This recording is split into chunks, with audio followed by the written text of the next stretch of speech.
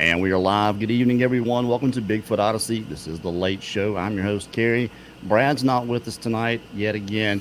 He's having, Brad's okay, but he's got a family member that's got some really bad health problems. And, we're just, we're keeping him in our thoughts and prayers and sending positive thoughts and messages to Brad.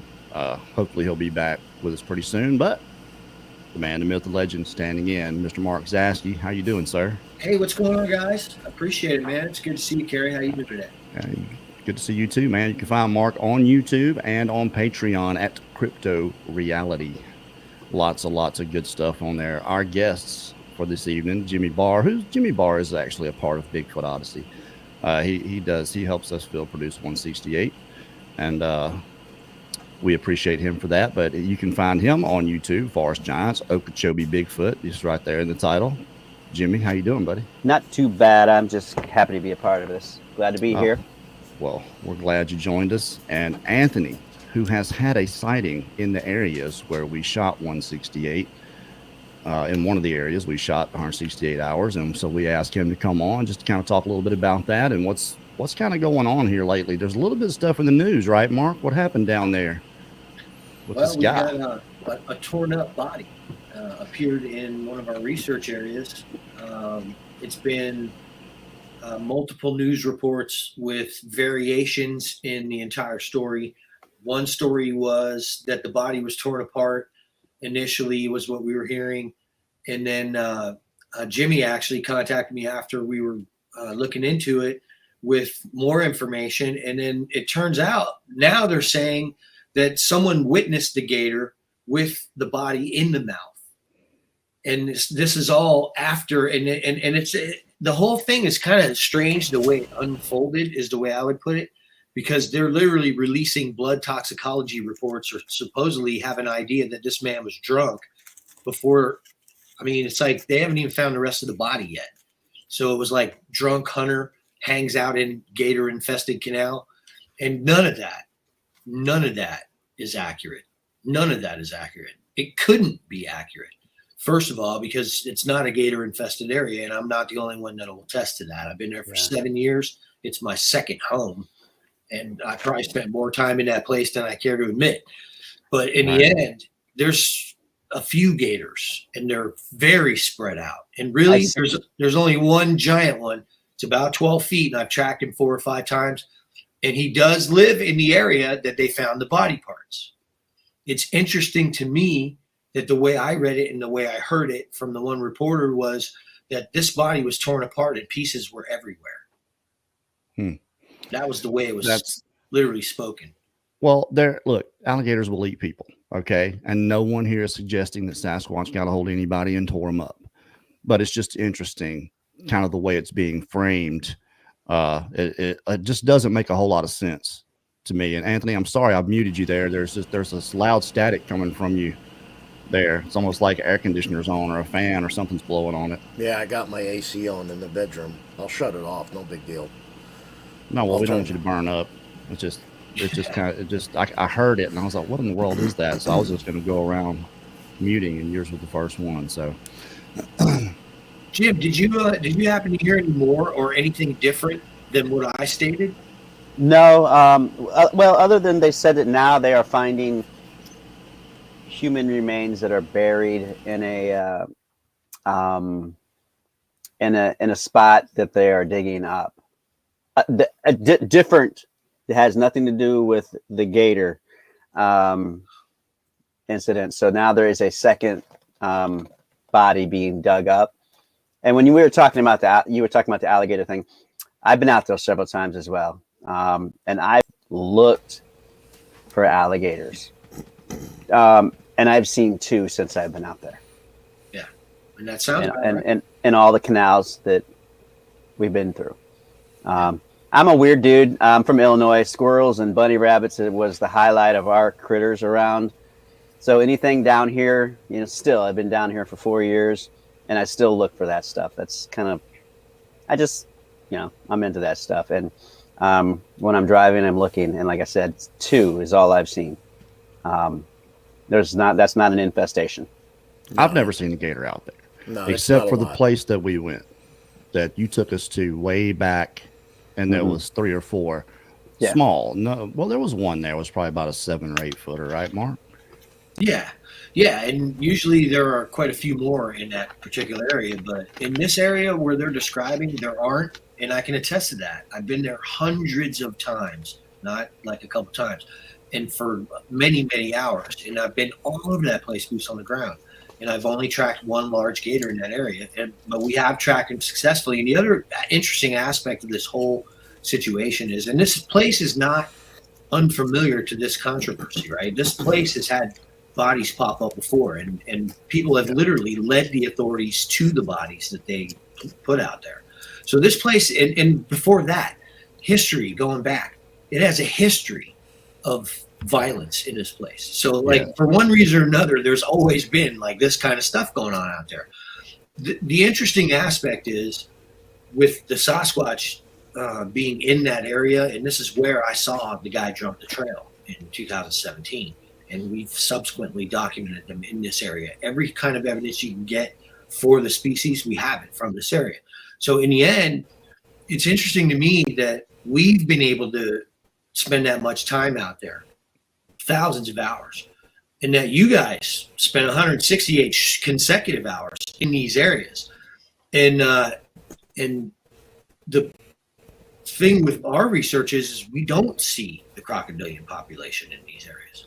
We absolutely don't. It's not where naturally, if you go to places where they allow everything to return and it's in the middle of the city, you'll have a healthy population of gators, man. And the whole bell curve will be represented. You'll have different sides, but they have territory stakes in the way they do it. And the bigger the gator, the bigger the chunky gets. It's just the way it is. And there's only really one big gator in this. And it strikes me as odd. And I think it's typical that the media tries to blow the story up because they're going to get viewers off there, right? People are now talking about it everywhere because of that initial report about a gator-infested canal, which is complete prevarication, if you ask me. Yeah, absolutely. I would agree. Yeah. Well, the Not one thing an- about not an the one infestation. the one Go thing ahead, about the whole gator scenario, if it wasn't a gator, to the general public hearing gator infested canal, end of story. That's all they need to know. Sure. It's believable. If you're outside of this community in this circle, gator infested waters, guy was eating, sure, that makes sense. Next news cycle. Hey, look, what better way to keep the general public out? Yeah. Exactly. Yeah. And I was out there Yeah. for years. I was out there for years hunting, and I've been up to my waist in water tracking dogs Yeah. for pig. There's not a lot of gators out No, there. man. No. Yeah. Not at all. No. I could take you. I mean, where I am up here, we got more gators up here, probably down up here than where you guys were at. We I had a think we have trapping them, program in Palm Beach and Martin County. We still have a trapping program, but we had a trapping program that was second to none in the country, probably on the planet, besides like Australia or something. But in the end, these guys, man, in the 1980s and the 1990s, man, they have taken every nuisance alligator, and I can tell you where they're at because there's a water catchment area that's specifically where they release the gators. Anything over 8 or 9 feet, all goes in this one. You go out there's hundreds and hundreds of gators over 10 foot, and it's interesting because they remain in that area. But where we're at, those things have been trapped and removed. And when something like this does happen, if it is a gator that's involved, it's always very obvious. It's always very obvious. You know what I mean? It's happened hundreds of times in the state of Florida. It just is a part of being a Floridian, the danger of being snatched by an alligator. It just strikes me as odd that this particular gator incident is unfolding in a way that none have Has ever. unfolded. Right. None. And I've seen dozens and dozens. I've been here for 40 years. There's body This parts. is weird. Right. It's There's very body weird. parts left over. It's very weird. Very I mean, weird. there shouldn't be body parts left over if No. it was no. And you know that. That's what and I I know thought. that. Right. That's what I thought Yeah, too. they It was don't interesting. tear an arm off and stash it over here. They tear No. it off because they're twisting and they're going to swallow it, Mm-hmm. and then they take another piece and swallow it. It's not one of those things where they take it 7 different places. That's Right. odd.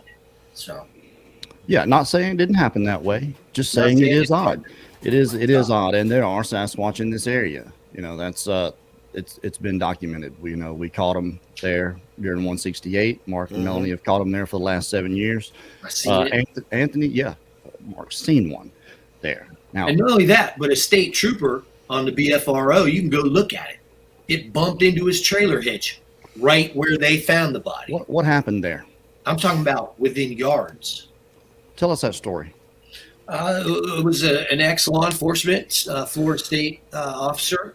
I was waiting maybe for the sun to come up a little bit. I think it says on the BFRO report before he went walking into his deer stand. The place isn't thick. You go there in the day, you think it's a joke. There's a Sasquatch in there, and I thought that until I saw it. And this thing, about 4 o'clock in the morning, came out of the bushes adjacent to his truck. He was parked on the levee, 60 feet from where they blocked off the pond, so to speak. This thing came out of that pond they found the body in and approached the back of this officer's Yukon, I think it was. I think it says in the BFRO report. And it got too close and bumped its shin into the trailer hitch. And the whole vehicle moved. And he looked in the mirror or turned around, and here's this thing's chest out the back window of the Yukon. He estimated it to be 10 feet, I think is what he said. This is the same And area that was too. Literally, right there is where they found the body parts. Just over those bushes is a wet prairie, and that's what's all corn. It's all roped off and everything. And in that same exact area, Carrie, last day of 168, we had a gentleman in that same exact area that was camping in February of last year that had Sasquatch come up and smack on the top of his tent and run back. And you got that videoed. I've got that interview, yeah. And if we had enough for a part 2 of 168, something's happened to some of the footage. It either didn't get uploaded or there's a lot of stuff missing. And I'm going to scrub through just to see what I can find, but I don't think there's going to be much of a story there to it. That's why we're really clamoring to get back down there. We had to postpone the March trip, and we're just not doing the summertime. So we're going to go back in November and do it. We might do 168 times 2, whatever that is, 356. Yeah, it's hot down right? there. That's a long time. It is a long time, but Mark, that's kind of what you need to do. Yeah. If we're going to do it, and the way we want to do the 168, I've regurgitated this so many times. Everyone here should know what we really want to do is get continuous filming. That's why it's going to take so many people. There really weren't enough people there to do it that way, and it's and that's the problem. Is to do it that way, it takes a lot of people and a lot of cameras. You're talking about a week straight. You can't have one camera guy going out with everybody. You got to have multiple. You can't have one group going out. I mean, at the end of day, 4 or 5, even with 4 groups, people are going to be just dog tired. So the idea is to film continuously and to show process, to show what the guys are doing, what they're seeing and doing in real time.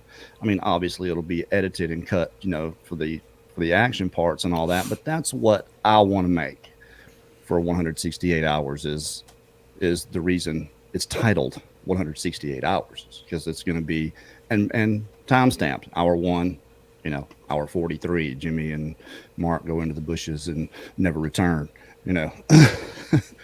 which is probably what's going to end up happening to Jimmy if he keeps going the way he does. Yeah, I gotta find out, man. I Look, again, you said it. That's the reason I joined the 168 and offered up.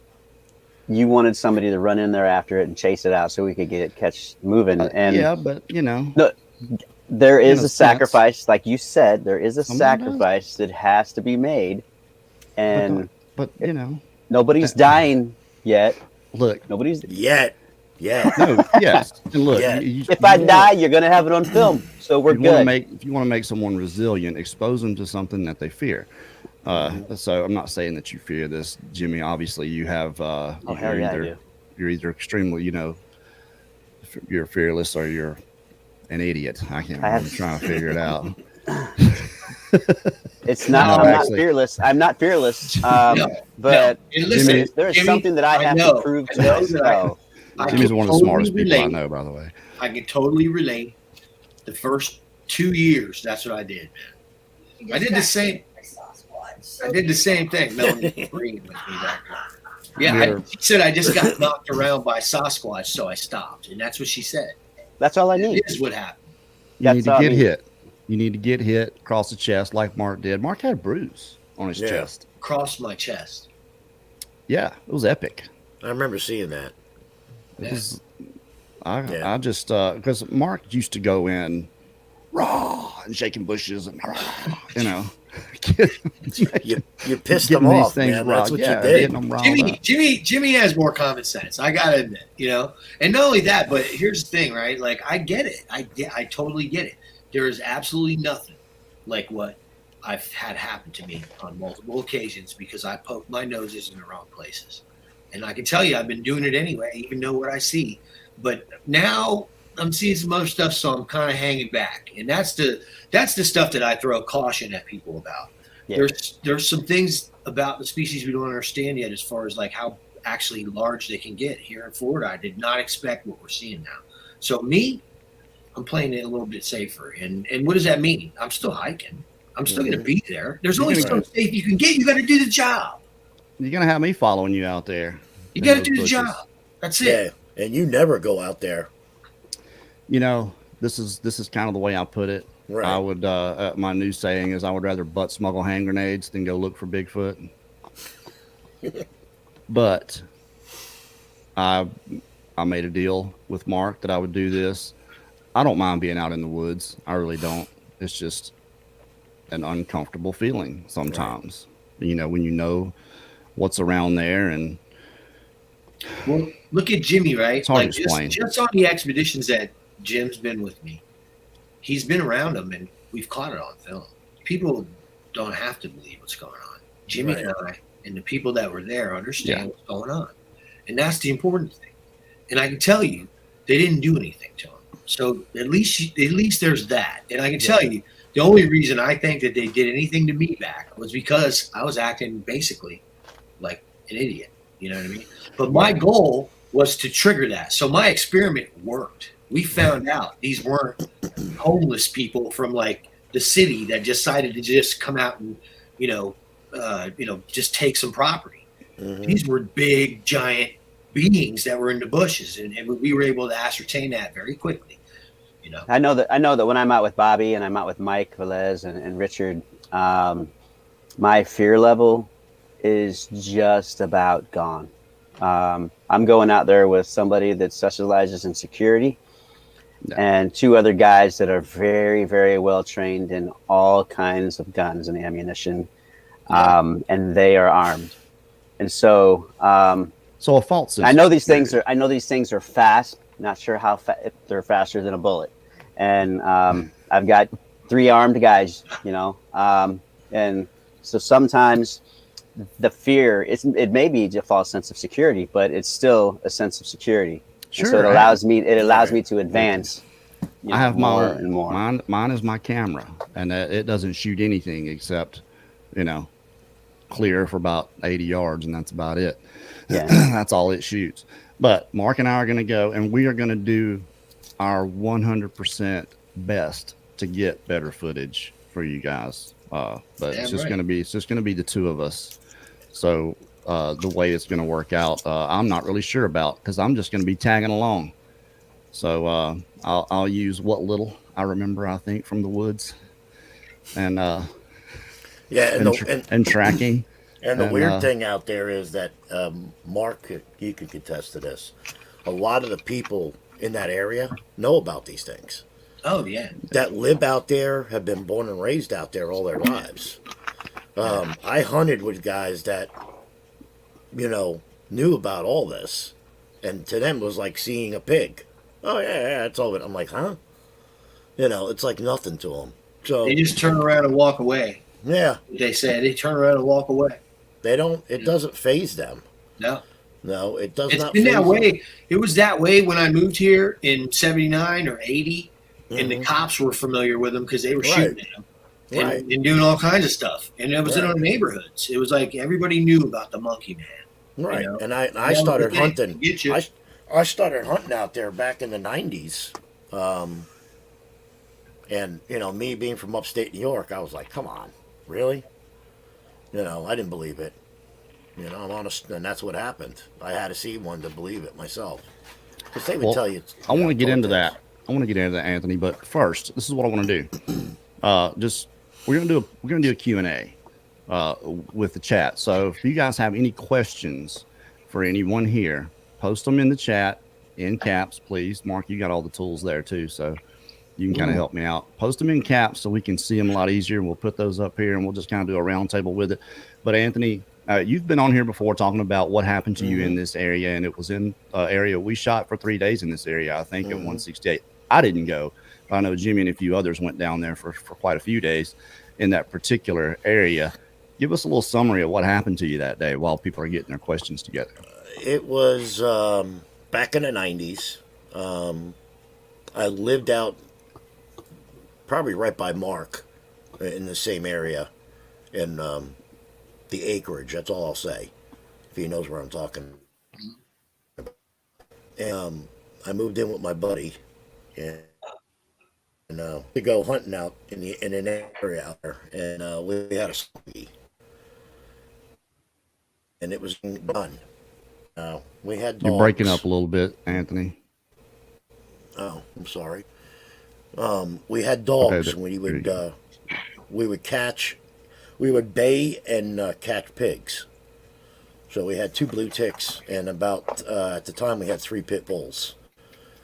And it was probably my 4th or 5th year out there hunting, and we were just taking a break, man. And we pulled around the edge of these palmettos out in this clearing, and this thing was just standing there. And I looked at it through a scope. It was about 150 to 200 yards out, and to me it looked more Aborigine, almost more human-like figure, but it was muscular. And I thought it was a joke at first, and then I handed the rifle to my buddy, and he looked at it. He just looked at me. He was like, and he's born and raised out there. He's never seen one until that day. And he just looked at me. He's like, that's not a joke, man. You know. How far out was it? About 150 to 200 yards, but through a scope. I had a Night 4 scope on my 308. I had a Remington 700 308 bull barrel. It was all set up. And I had a very, very good Night 4 scope on it. And, I mean, I could probably pick out a blackhead on its nose if I had to with that scope. But we could basically see it. It looked right at us. Just kept staring at us. And that was the whole thing. It didn't even get spooked when we came around the corner in the swamp buggy. And Mark will tell you, those swamp buggies are loud. How about how frighteningly still it stood and stares, man? Because dude, I didn't see like it until freaky, I didn't man. see it. I didn't see it till I looked over. It was actually blend into a bush area in that one clearing where it was standing. It was actually standing. And then when it turned, it actually moved, and I caught it. And the weird thing is, the dogs did not even react to it. That was the weird thing, because the blue ticks that we had, they would pick up on a scent or a hog, anything, and they would start baying right off the buggy. They didn't even acknowledge this thing, that it was even there.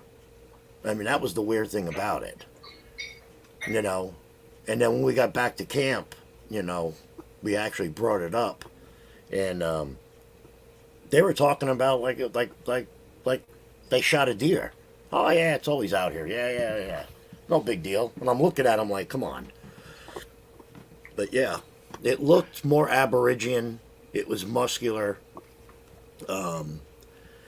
It didn't even take off. It walked. It just walked it actually walked to the right and went right into the palmetto heads. And back then, back in those days, we were allowed to crunch the palmettos with the buggies to run the hogs out. And the foliage was about maybe, I don't know, Mark, what would you say, about 5 foot high, 6 foot high? The foliage back then? Yeah. I mean, palmettos. And that thing just disappeared. I don't know if it got on all fours and took off, but it did disappeared. You had heard things before that, though, right? Yeah. That yeah. you questioned. Yeah, because, I mean, being out there, we've camped out there, we've done, and Mark will tell you there's a cleanup every year out there. They do a cleanup after hunting season, and they'll take campers out and clean up the area. And we were out there doing the cleanup, and we were sleeping in a camper. But I got in my truck to sleep, because the two others were snoring so loud, and I snore myself, but they kept me up. Well, something hit the side of my truck and dented it in my truck, in the corner panel, in my Silverado. And I thought it was them joking around with me. And I jumped out, and they were both sleeping, and they're like, no, it wasn't us, you know. We thought you were making the noise. And I'm like, no, I wasn't making the noise. That wasn't me. You know, and we've seen, you know, we've heard things that now that you put, you know, I start thinking about it. There's been weird things out there that we've heard, you know, stuff coming up missing, you know, and you think it's raccoons or something, but it couldn't have been a raccoon. The stuff that used to come up missing and stuff, you know. Well, that's the thing, isn't it? It's all perplexing. It's like this equation you just can't figure out until you add this creature, right? And then it all makes perfect sense. All of it does. And we do have some questions up here. Before we do that, I just want to say, and I mentioned this the other night, I'm gonna say it again. If you look behind Jimmy on his little blanket back there, Jimmy wrote a book. It's a children's book. It's not about Sasquatch at all, but you need to get this for your kids. I got them starred. Mark, you don't have to. Oh, you do? Okay. Yeah. Look on the top right where it says starred. Oh, I got you. Okay. Yeah. All If you go on the right and you hit that little star, it'll there automatically you go go. up there. Yeah, the book's called Carly the Princess Dragon. It's on Amazon, and it's on barnesandnoblestore.com. It's going to be in a couple of the Barnes and Noble stores, physical stores, and then we have our site set up on Facebook for Carly the Princess Dragon, and you can purchase it on there as well. It's not about Bigfoot. It was just one day I was thinking about my daughter, and this stupid idea of writing a children's book popped into my head, and so I finished it that day. It came very natural to me. So, I had no desire to be an author. Everybody knows my grammar is atrocious. So, the children's book was perfect then, wasn't it? Yes, absolutely. Yeah. My 10-year-old makes fun of my sentences. So, but it turned out really well. If you want to support me, that'd be great. If not, no worries. Is it on audiobook? It is not on audiobook yet. It's being formatted for ebook currently as we speak, and there's going to be like a 30-second HD trailer book coming out for it as well. My hope is that if it can be built up to be something, if she gets through what she's going through and gets of age, I'll let it be her project. It's inspired by her, and if it's got any kind of success, kids nowadays can run with things, and I suck at marketing. I need somebody to market this. Well, I told you, I said we'll at least let our Bigfoot crowd look and see if they want to get it for their kids. But Easter's coming up. Easter's coming. It'll be a good one. But Richard says, hey, I had my first encounter there as well. What he means is Richard is part of you guys' team. He lives down there, and he had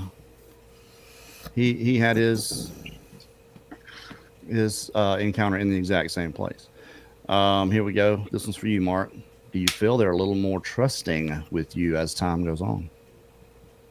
Yeah, I think so. I think the one group that we spent the most time with, we literally didn't go in for 2 years because of the harassment we were getting from officials. And they eco-engineered the whole area and changed it all.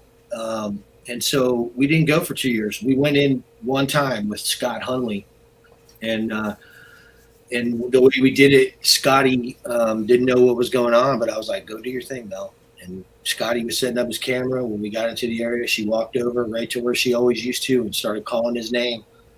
And he got up off the ground and came and broke a tree as he was coming. And Scotty's hands were shaking trying to set this thing up.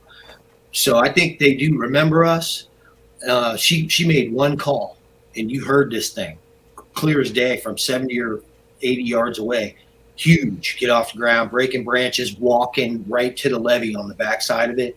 And we were all standing there in awe, and I just started tossing apples to him. And then he would move and knock on a tree, and I'd throw it 30 yards that way further down, and then he'd come back this way. It was pretty cool, man. To be clear, because people are going to be wondering, how in the world does she know his name? She named him. No, we right? named him. We named him. We don't say the name, but we named him.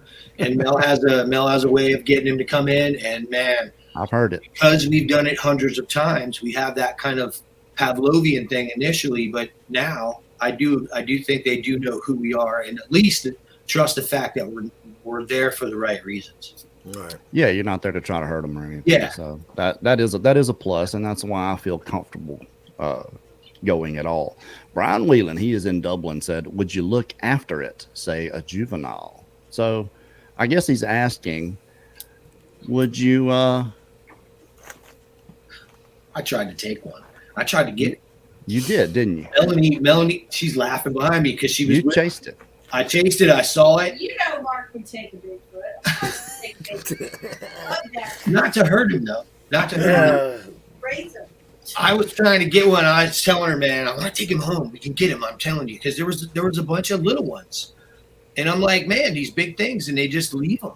And so, yeah, one day, man, I came around this corner, and there was a little one standing in these bushes. And he was about 36 inches tall. He looked like a little Aboriginal that was covered in hair, and he had a striking hairline. It was ridiculous. It looked like a suit. It looked like a suit. I'm not gonna baloney anybody. I thought for a second, what is? I mean, it was just like, this is fake. You know what I mean? Right. But this thing whipped its upper body in 180 degrees and threw its arms over its head and dug into the bush with its arms, and in like 1 second was 30 in the bushes. And I was like, man, and I don't know why. I just ran after him. And when I was running after him, I remember he took a slight right through these little bushes, and he was the bushes were only about 12 inches over his head, so you could see him tearing through. Melanie was telling me, and he kept darting, so I couldn't get him. And Melanie was on the levee filming the whole thing. Well, she was directing you, right? Wasn't she telling you he's over here? Yes, that's the one. He's over here, and I'm in there and waist deep, man, trying to get this thing. So, Jim, I know what you're talking about. Mark, Mark was all about going in there until he had enough experiences to stop. Until I had enough experiences to stop. Yeah, until Mark, you got whacked. Mark, I have heard a couple people tell me that they have seen juveniles, and they describe them to a T. If you remember the original Land of the Lost series, they described to me. They said that they look like the little hairy guy that was a part of the. It looks just like the family. Is that correct? Is that accurate? Yes. Well, the thing is they look like their parents, so they all look different. So you get the ones that look like Chaka, and then you get ones that look more human, and they don't appear to be doing as well. They're just not as big and strong, and they don't. We've seen a couple of like little ones in the flesh in there, and had all that interaction where they're stealing stuff and all that. But I agree. It's funny because people made fun of some of the footage that was involved in the Ketchup study, the Erickson footage, and about how it was Chewbacca. That may not be accurate. That it was a mask. You never know. That's what we're trying to find out, right? That's why it's so important what we're trying to do, all of us. Because we can get that footage, that representation, and we can say it. You know what I mean? Mm-hmm. We continue documenting, man. Here in Florida, what people are going to document is what we have. There's variations in how they look, man. Even the little ones look just like their parents. They're just miniature versions, man. Well, I'll tell you this. Of everything, from what I saw, everything that I've seen that you and Melanie have gotten over the years, I've only seen one that had hair on its face. and it was like a full beard, like my beard. Yeah. Everybody here except Jimmy. Yeah, no, they're skin. It's skin. And you know, the coolest thing about it is recently we discovered that there's a whole subset population of these things that have literally white, canvas white skin and gray hair most of the time with that. And I think it's the translucent hair that we've been finding for 4 years now. White skin. Len Wood said, Mark, you might have found yourself in trouble if you caught it. I would probably agree with that. I don't know if you'd have made it out of there. Yeah, no, I mean, the whole thing was ridiculous, but it was like at the time, it was like we wanted to show people what was happening to us. And I was desperate to show people that this isn't a joke, man. This is happening, and I can't even believe it's happening. You know what I mean? So we were trying to just do it, man, you know? And I got within 8 or 10 feet of that thing. And I want you to know that it looked over it moved its upper body and looked over its shoulder at me, and I saw panic on its face. Human panic. It looked like a little miniature aboriginal, but it had the hair, you know. Like an Australian aboriginal? Yeah. Ridiculous panic on this thing's face. That's how they look, Mark. When I saw that, I stopped. And from that point on, that was the last time, right? No. That was the last time. She won't confirm that, but it was the last time. It was the last time because I saw he was scared, and I was like, "What?" Like it suddenly jarred me into like reality. What are you doing, dude? Well, the experience where we walked right up on it and got the roar, I think that made a really big imprint on us going in the way we were. Oh, I remember our that. Secondary crypto reality host behind here. Yeah, why don't you just get on over here, Melanie? I know she's in the bed, man. Okay. All right, Nona Boss. She's got one here. While shooting 168s, when did y'all have the most Sasquatch activity? I think Jimmy, you guys had it the night you got yelled at, right? Yeah, I want to say that was like the fourth or fifth night. It started a couple hundred yards as soon as we got on the trail, and we had all kinds of strangeness and noises and activity. Mike getting his beast of a flashlight taser knocked out of his hand, pine cones thrown over our shoulder. There was some arguing going on, and there was a big, loud yell. And then a night later, we went back out, and that's where probably the last night we were there, Carrie, where we sat on the trail with the fire, and on the way out, Christopher got a rock thrown at him, and then Blake and Josh found a heat signature from the exact same area where we heard the yell from a couple nights before. Yeah. And then went in, and that heat signature disappeared. That's the same place that Blake caught the thing crossing the trail. Yep. Which it kind of looks like a hog. It's hard to tell. You know, me and Mark and I both did a breakdown of it at his house. Mark did a breakdown of it, but I had a segment that was going to go in, but I was saving it for part 2. But I think it's a hog. That's just what I think. But what he did catch was that red eye shine. Mm-hmm. And then, and it was with a color night vision camera. So, I was thinking, I was like, well, is it the camera that's doing this? And then he catches 2 owls sitting on and you see the owls take off and fly, and their eyes are white. Yep. So it was red eye. It was red eye shine, and I've never seen that. I've heard it from so many people. I've had signs. I'd ever seen it. I've had signs in this area of prints. A couple weeks after the 168, I went out solo, and I had my Sony cam, the 4K cam on my shoulder, recording. On my way out, I went through the crossroads area, Mark. Yes. Where we park in the roundabout. I went straight through the crossroads where you told me to look left. I went straight through the crossroads when I was by myself. I went out, 500 yards, came back, and on my way back, I was about 100 yards away from coming through that tree line, and I had a wood knock, one hard crack, and I had to walk through that tree line to get out of there. I got that wood knock on the video, and it was I've had a lot of interesting things, subtle things on my own. But it's all recorded, though. That's all stuff that's recorded. But there has been, somebody has asked on there too, have we found anything out in the Okeechobee area? I have not seen anything I have not physically had a sighting in the Okeechobee area. I have heard them. We have recorded them. We found prints. We've had things thrown again at us and whatnot. So we've got signs of them. I've never seen one in this area. I plan on it. That's why we're going out there. Yeah, I've never seen a print out there when I was out there. Never ever. That was the weird thing about it. And I was, when you're chasing hogs, you're not on a swamp buggy. You're on your feet. Yeah. So you're trying to retrieve dogs. I've never seen a print. Now, a lot of the dogs would come up missing every year. Every year. And they would find them months later out there. Either tore up or dead, or not find them at all. And these are, blue ticks we're talking about. I mean, they're not going to wander off. They're going to go right back to their owner, right back to camp. I mean, our two dogs, I've lost them out there, and they came right back to camp hours later. Just walked right into camp. And you're talking about, and Mark, well, you guys know, out there, it gets pretty thick with hunters when they're out there during general gun. We filmed the dogs with the radio collars, and then 2 hours later, leaving the place, found the same dog with its neck broken, laying on the side of the road. Right. In a ditch.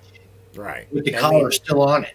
Right. I mean, I've seen buddies of mine, their dogs missing, or call us. Hey, have you seen my dog? Or did he come back to camp? I'm on my buggy. Nope. And then a couple of weeks later, or months later, they'll find it out there. We filmed a dog that was so paranoid that was coming down this trail. Golden Retriever. The dog was looking over its shoulder the entire time for 100 yards coming towards us. And that's the same dog that we found with its neck broke. Yeah, it's crazy out there. And you guys know that it's such. It's so mysterious out there with the stories and with the Indians and the mounds and all this stuff that that they talk about. It's and the shadiness area. of the FWC. The shadiness of the FWC. Yeah, man. We questioned. Ridiculous. I asked an officer right at the gate. Right at the gate. He looked at me like I was on crack. Like, huh? Yeah, like what? I said, listen, man, I'm not from around here. I've only been in Florida maybe 5 years. I said, and I started hunting out here. I live out here. I said, I know what I seen. Okay? Yeah. I know exactly what I seen. No, you didn't see it. Yeah, you didn't see that. And I'm like, they know. Yeah, I did. But they don't act like someone. Look, if you thought something like that didn't exist, wasn't out there, and someone came to you and said, "Hey, I'm out here looking for Sasquatch," what are you going to say to them? No, there's nothing like that out here. Are you going to say, "Hey, have at it, Hoss"? I didn't believe it either until I seen it. I did not believe it. They protest too much. Right. Yeah, Shakespearean. Yeah. They have the perfect camouflage out there. Miss Vicky wants to know if y'all thinking about accidentally stepping on snakes. Frankly, in Florida, that and gators would be enough to keep me out of the woods down there. Do you see many? Nah. I don't think that's so. really good. I grew up in Houston, and we kind of ran into snakes a lot. So when we first started Bigfoot, and that was the big fear that I had. But once I got out there, I think they're eating them. There's not many snakes. Hardly any at all. That's the voice of Melanie Zaski. There's not many snakes out there, man. This woman has been in the bush a lot. I've seen maybe one rattlesnake out there in my 5 years out there. I've never seen a snake out there. One rattlesnake out there. That's it. Yeah. I almost stepped on an alligator one night. No, That was interesting. There's not a lot out there. At the campground, no less. 150 yards. 150 yards out in the field. Yeah, I had the drone in my hand because I could only fly the drone like 200 yards, and I would lose the signal, would start to get scratchy. So I'm going to walk to the back of the field and fly it a little bit deeper, right? And it's 9:30 at night. So I'm walking. I got my pistol on the side. I got my light, and I got the drone. I'm holding all. It's not in the case. It's just ready to go, And I've got my hands full. And all of a sudden, this thing whips around. I stepped about 3 feet from it. It's a 6-footer. Ooh. He whipped around and started, He bowled at you. and I threw everything down and drew my pistol real quick. And Clay He went all boys in the hood with his gun sideways. Clay's right beside me, and Clay said, "Is that a cougar?" And that made me think for a second. Cougar? It's dark. It's black. Is it a panther? Right. No, it's a dang alligator. He never heard a gator. He thought it sounded like a cougar. No, I've heard gators my whole life. But when he said that, that's what went into my brain. Yeah, but I'm saying he thought it. He was like, he heard that growling, and he was like, it's got to be a big cat. Yeah, they bellow. That's what it sounded like. They make a bellow noise. Yeah. They just bellow. It sounded like a big cat growl. Sasquatch can imitate those gators good too. The only snake that I've seen out there was at our campsite too, and it was a black racer. As many there should be water moccasins all over the areas that we are. We should be stepping on one every 20 feet, and I haven't seen one. I've never seen a moccasin out there. Never. The pythons. We did see a really small baby one in a Bigfoot track. That's true. Yeah. I have the picture. Nice. We got that picture in 168. Yeah. Oh, okay, yeah. But you don't. It's interesting that you don't see venomous snake populations or any snake populations, even the most common, the black racers and the rat snakes. Yep. Yes, there's a few. I've had them on film. I have a rat snake jumping off a tree onto my head while I walk by it. But in the end, there's not a population in these preserves. We're talking about right now, guys, wildlife management areas. Yeah. I'm going to tell you right now, go into the preserve. There's nothing. There's nothing, but you find tracks. Yeah, big tracks. Also, There should be a lot more gators in there too. Yeah, even the hog population dropped down out there when I was there. Yeah. Because everybody was complaining about that. And you got a bunch of old timers out there. I remember back in 81, it's like, we're running. I mean, I don't know what we were running. But I mean, we'd catch maybe one out of the whole time we were there. But Mark got a picture of a track of one that I guarantee you go 500 pounds. He's a hoss. Big boy. Really? Biggin'. Yes. That was from Sunday morning. Yeah, they get big. That thing was out. His track was out long. Was it ridiculous? Here's this is a question from John. Says, how important is skepticism to the scientific method?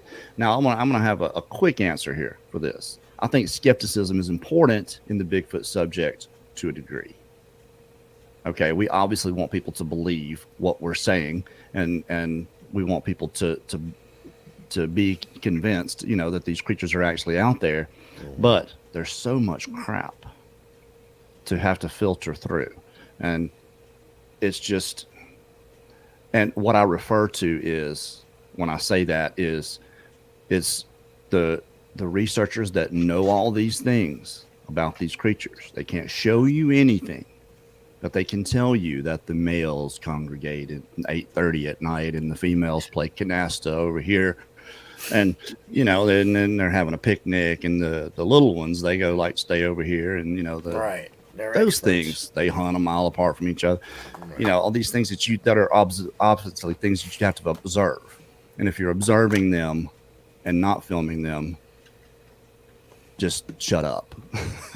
Just don't say anything. Take a camera. If you're seeing these things, film it and show us. Right. These are the things I refer to. That's why I think it's important for people to question. We need to question, hold people's feet to the fire, because a lot of these things don't happen. It's been gone unchecked for so long. It's destroyed the community. And that's why people that have any sense at all, that don't really look into the Bigfoot subjects, look into it, they hear these things, they know. They just know.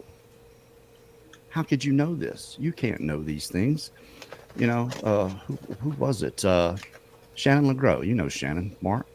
I was on with her, and she called it, and I stole it from her. She called it the Dances with Wolves syndrome.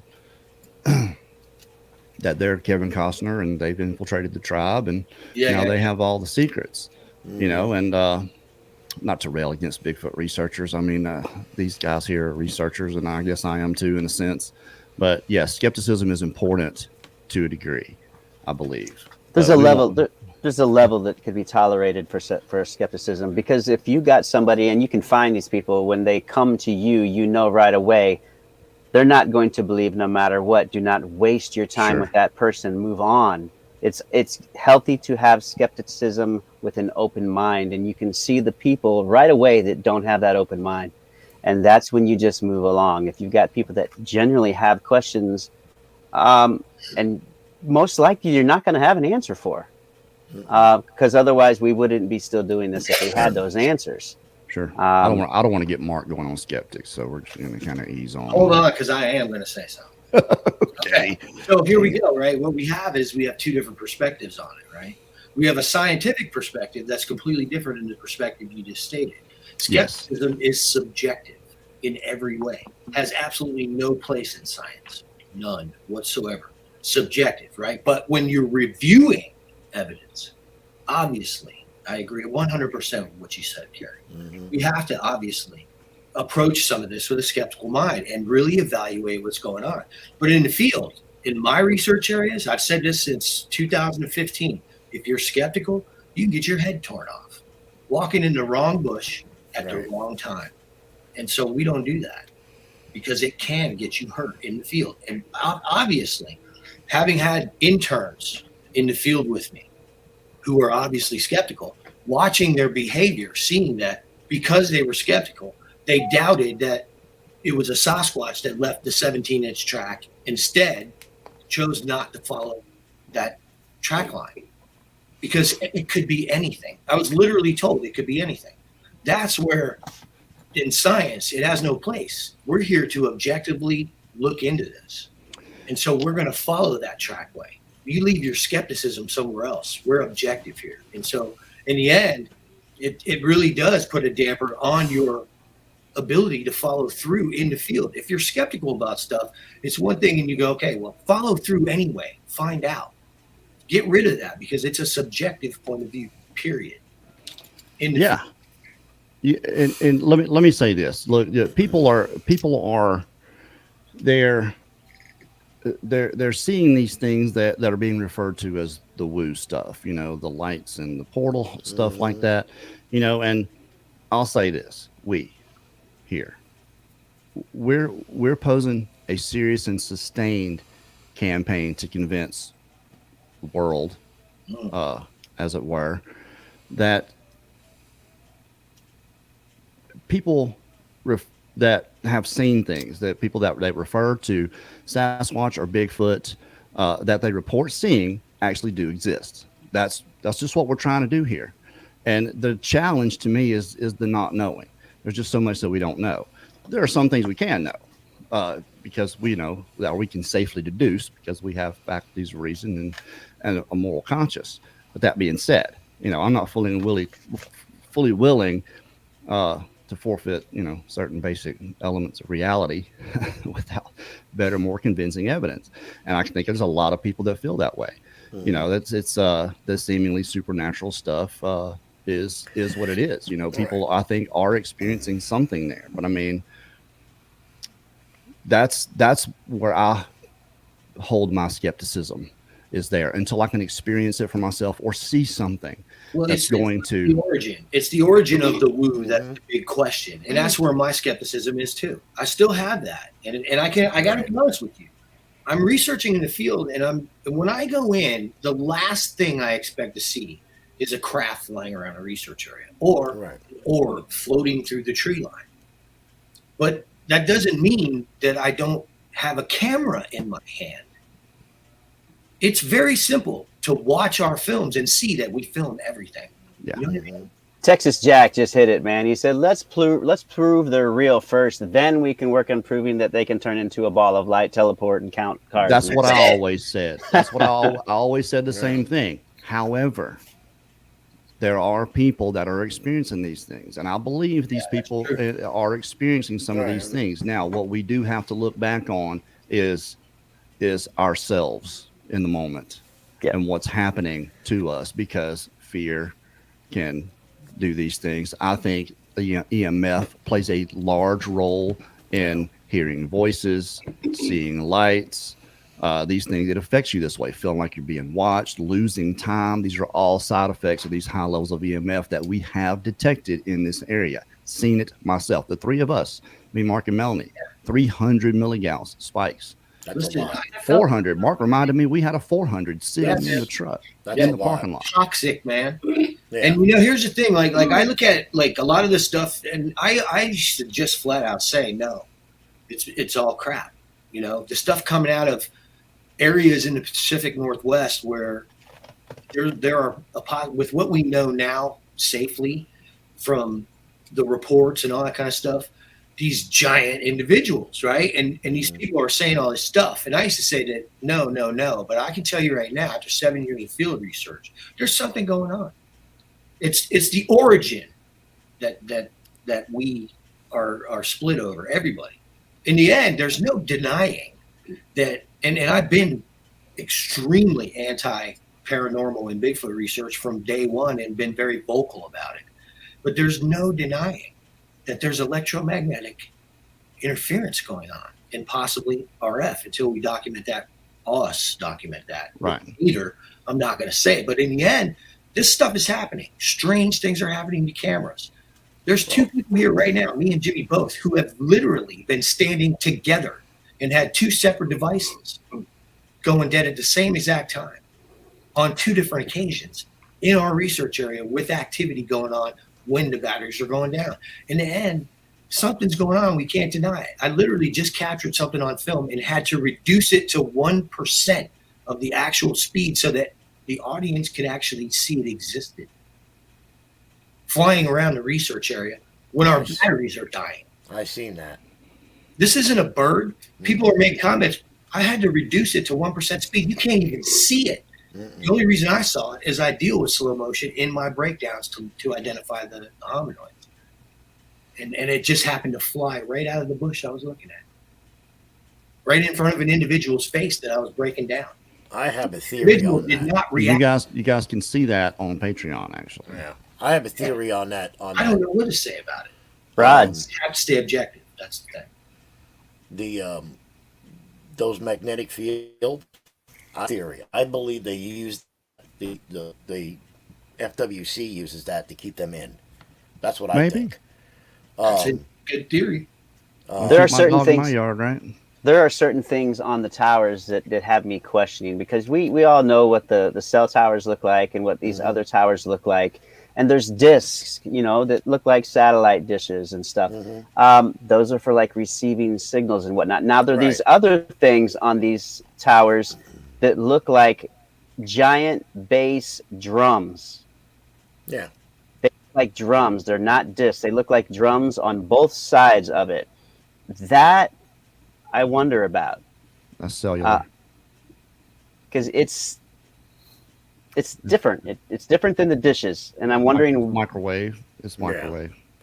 what's the microwave for? The Cellular phone. cell phones and stuff. The microwave. Okay, gotcha. I'll go with that then.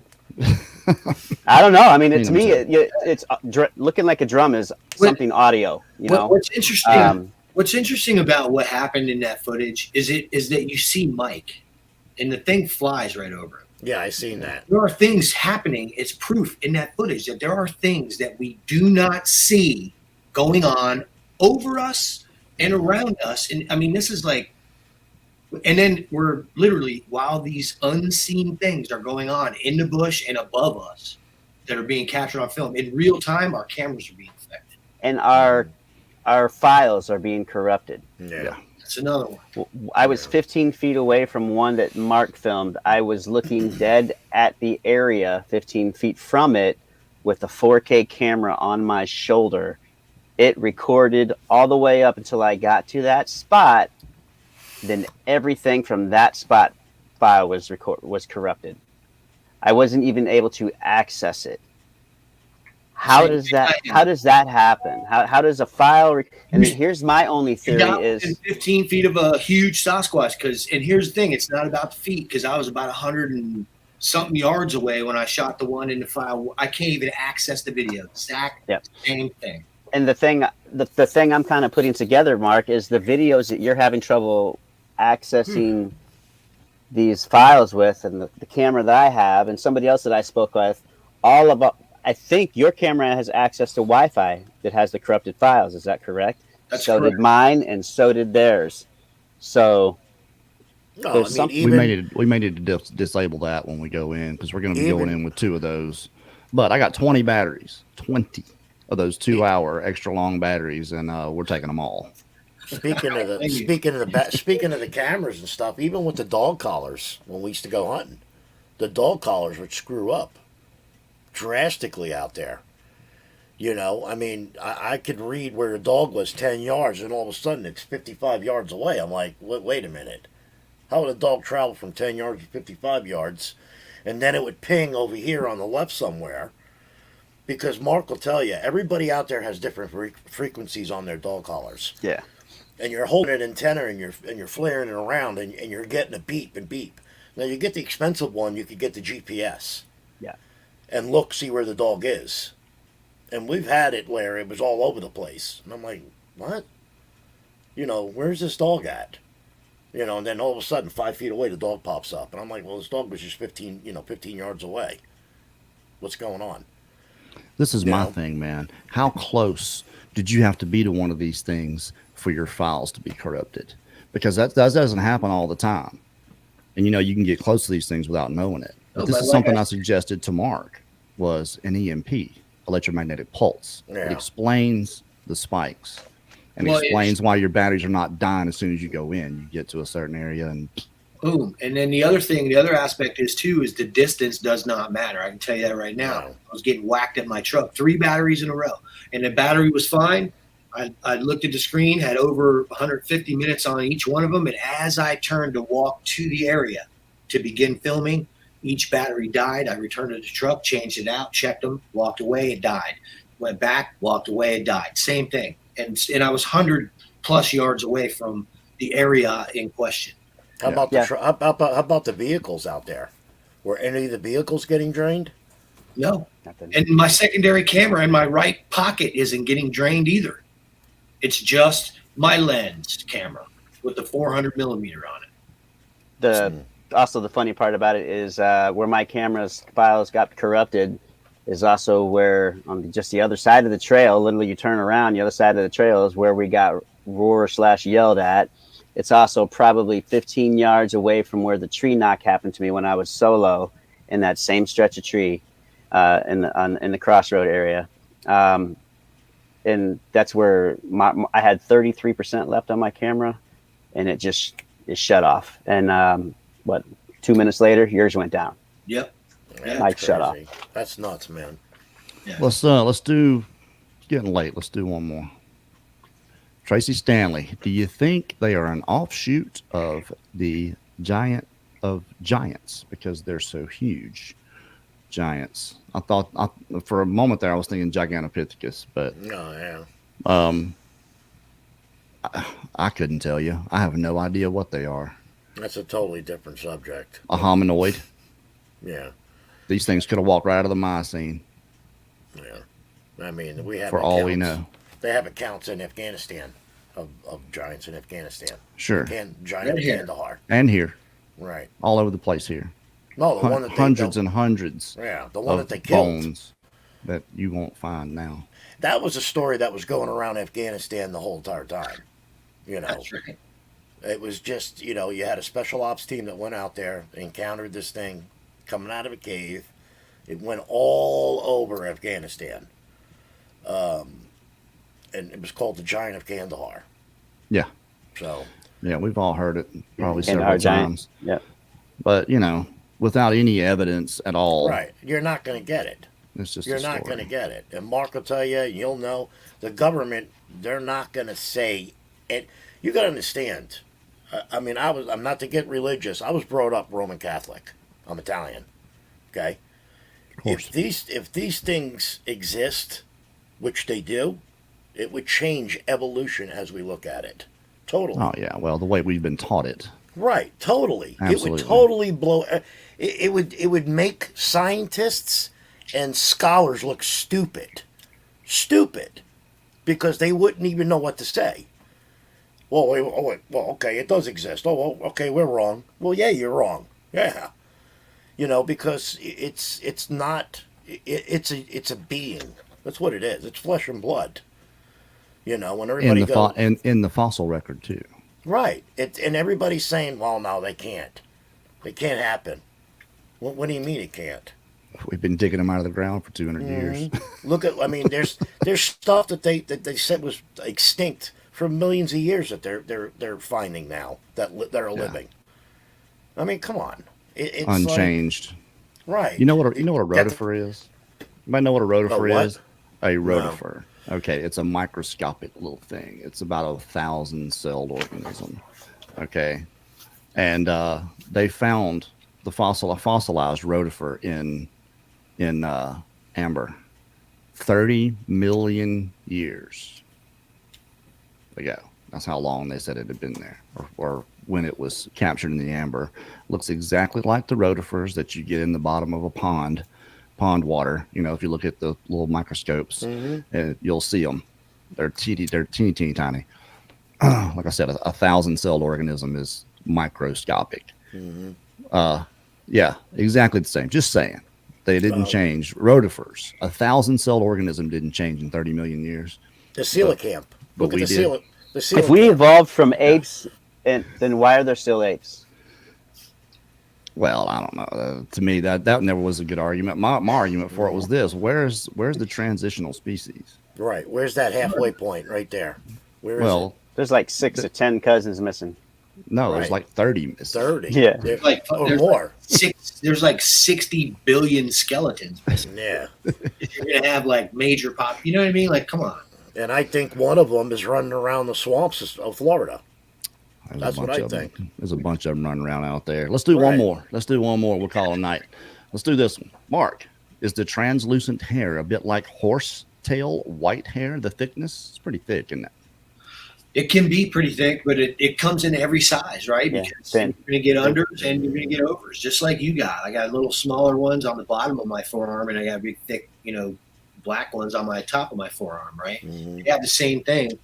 And so what we've seen is that the largest diameter hair that I've looked at under the microscope that we think is nothing in the catalog is 4 times the thickness of my wife's hair.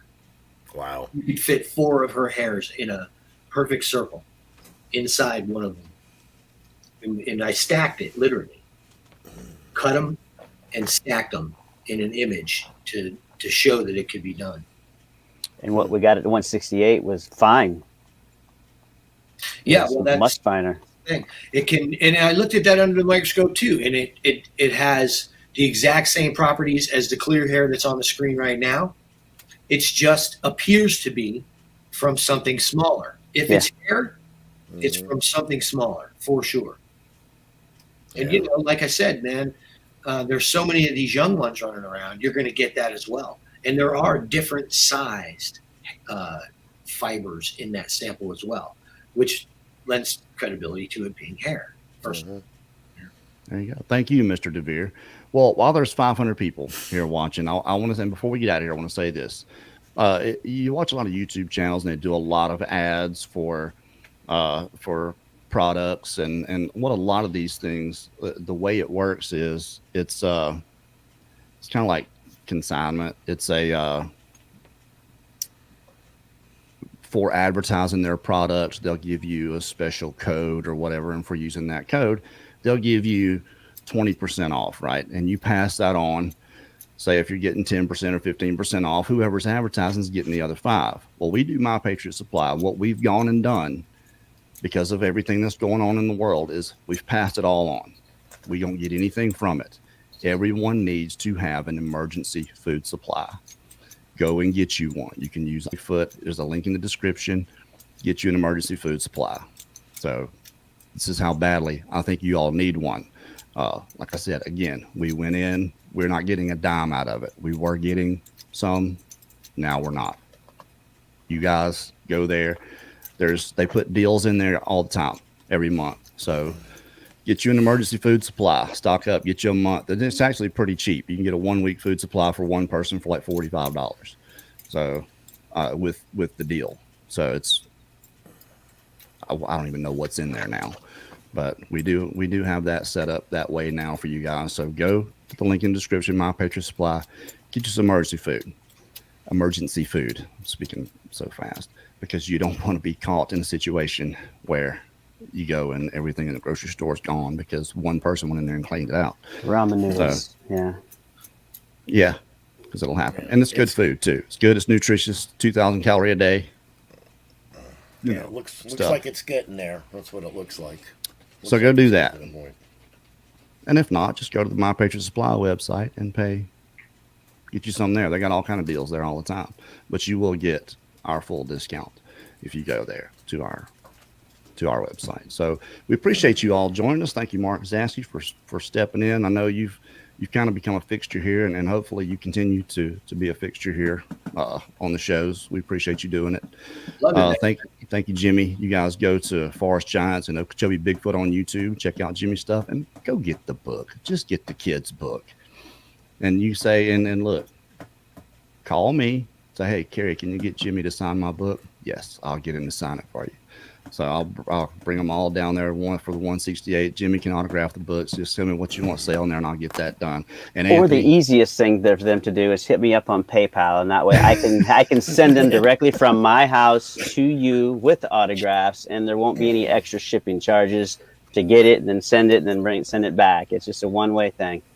So, man, I can't be a big shot at all, can I? No. You're gonna just cut my legs out from no. me. I was saying that to save you some work, man. Yeah. Well, we appreciate you guys very much. Anthony, thank you so much for coming on with us man. tonight, man. You got me hooked up with DA Roberts. I've been hosting with him. He's been asking me to host Nice. with Yeah, him a great lot. guy. Great guy. Man. Yeah. All right. Well, thanks everybody for joining us here. Be sure you're here at Sunday for Sunday Encounters or Sunday Conversation. I'm not sure which one's going to be just yet. Got some things that we're working on, but that's Sunday at 5:00 p.m. Central. And hope to see you guys then. Y'all have a good night. Thanks, Mark, everybody. good night. Thanks for having me. Nice seeing you, man. It's good seeing you.